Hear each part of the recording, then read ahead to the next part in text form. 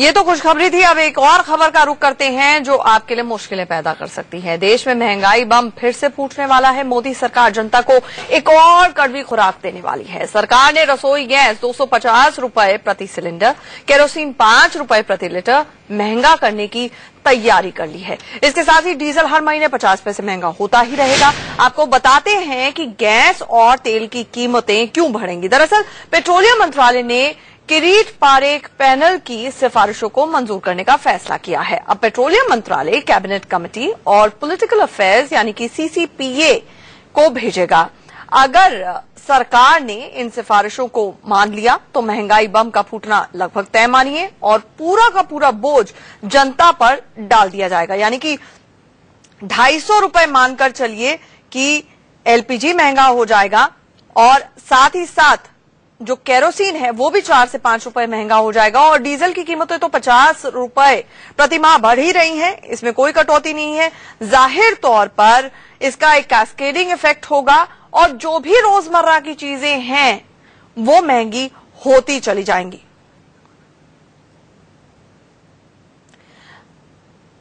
हमारे साथ हमारे सहयोगी संजय शर्मा लाइव इस वक्त जुड़ रहे हैं। संजय, एक और कड़वी खुराक हमें दी तो जा रही है, तैयारी पूरी कर ली है सरकार ने, अब ये बम कब फूटेगा ये बताएं।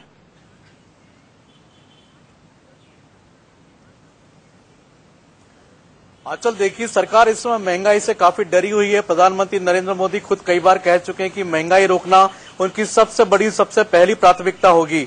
प्रधानमंत्री आज दिल्ली में नहीं थे, उसके बावजूद भी आज वित्त मंत्री अरुण जेटली ने महंगाई पर बैठक बुलाई थी। आप मान के चलिए कि किरीट पारेख कमेटी की जो सिफारिशें हैं उसको सरकार नहीं मानेगी। ये जो कमेटी है इसका गठन यूपीए सरकार में हुआ था आंचल। अच्छा। और उसने उसी हिसाब से जो सिफारिशें भेजी हैं वो इस सरकार के अनुकूल नहीं है। हमको पेट्रोलियम मिनिस्ट्री से यही कहा गया कि इस तरह की कमेटियां बनती हैं, उनकी सिफारिशें आती हैं, लेकिन उनको मानने के लिए सरकार कतई बाध्य नहीं है। अभी सीसीपीए में मैटर गया नहीं है, वहां भेजा जाएगा और इसको नेचुरली सरकार नहीं मानेगी। आंचल, संजय, आपके सूत्र आपको बता रहे हैं कि सरकार नहीं मानेगी। इस पैनल की रिपोर्ट। जी आंचल, हमारे सूत्र हमको यही बता रहे हैं कि अभी सीसीपीए में जाना है। सब्सिडी खत्म करने का भी इस तरह का सरकार का कोई फैसला नहीं है। किरीट पारेख ने भले इसकी रिकमेंडेशन, हाँ, लेकिन सवाल यही उठता है कि धर्मेंद्र प्रधान जो कि तेल मंत्री हैं, पेट्रोलियम मंत्री हैं, उन्होंने कुछ दिनों पहले कहा था कि तेल के दाम नहीं बढ़ेंगे, उसके बाद तेल के दाम बढ़ भी गए। तो सरकार क्या करेगी क्या नहीं करेगी अब ये तो देखना होगा आने वाले दिनों में। बहरहाल, एक तरफ सरकार गैस और तेल के दाम बढ़ा रही है तो दूसरी तरफ अरुण जेटली महंगाई पर लगाम लगाने के लिए बैठक कर रहे हैं। जेटली ने आज राज्यों के खाद्य मंत्रियों के साथ मुलाकात की, बैठक की और मंथन किया।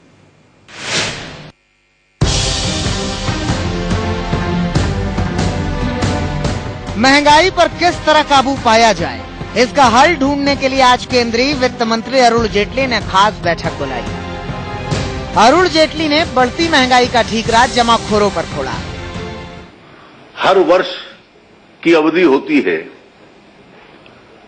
कुछ वस्तुओं की कीमतें बढ़ती हैं और उसके पीछे कारण यह भी है कि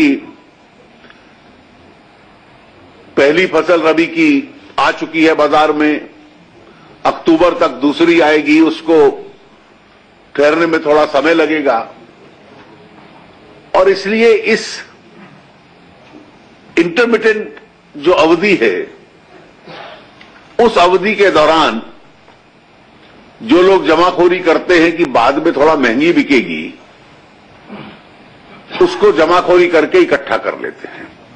खाद्य मंत्री रामविलास पासवान ने भी बढ़ती महंगाई के लिए जमाखोरी को जिम्मेदार ठहराया। सफिशिएंट स्टॉक हैं, गोदाम हमारे पास में सफिशिएंट क्या कहते हैं कि सामग्री है, उसके बाद दाम क्यों बढ़ रहा है?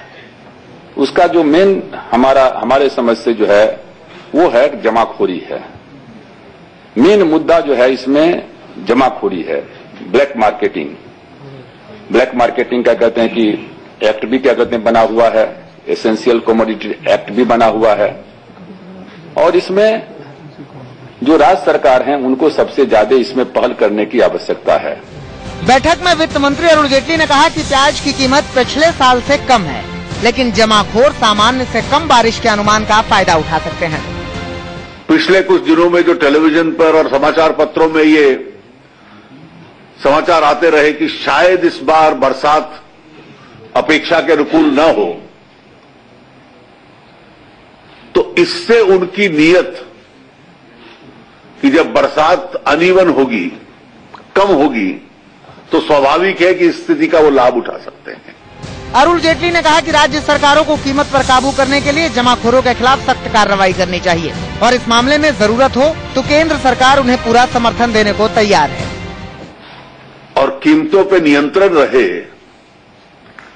इस नियंत्रण को रखने का एकमात्र तरीका यही है कि दोनों सरकारें अपनी पूरी ताकत से और अपनी पूरी लगन से अपने अधिकारों का प्रयोग करके कीमतों के ऊपर नियंत्रण रखें। महंगाई के मुद्दे पर ही मोदी सरकार में आए और सत्ता संभालते ही उन पर महंगाई को बढ़ावा देने का आरोप लगा। ऐसे में वो महंगाई पर काबू पाने की जी तोड़ कोशिश कर रहे हैं। कनिका कक्कड़ के साथ ब्यूरो रिपोर्ट, इंडिया न्यूज।